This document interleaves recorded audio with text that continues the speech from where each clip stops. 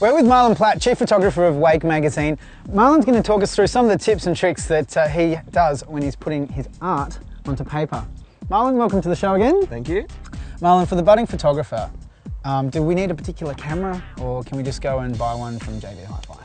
Well, if you want to take it more seriously, then yeah, you're definitely probably looking at an SLR camera, which stands for single lens reflex. Right. So basically, when you're looking through your viewfinder, it's looking straight out through the lens, so what you see is what you're going to get. It's not like a little digi instant camera where it's sort of, you look through an eyepiece or you just hold it in the air, and you know.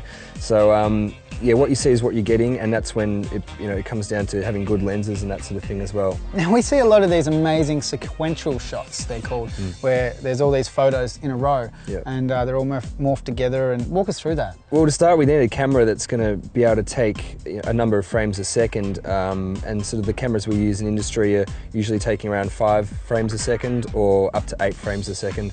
Wow. So basically, when you say frames, that means each photo, a shot. Yep. 8 photos a second. 8 shots a second, yeah, that's right. Fast. It is fast. It sounds like a machine gun when you let it off. So basically, yeah, if someone's performing their trick, you just want to start shooting at the start of the trick and follow them all the way through to the end of the trick.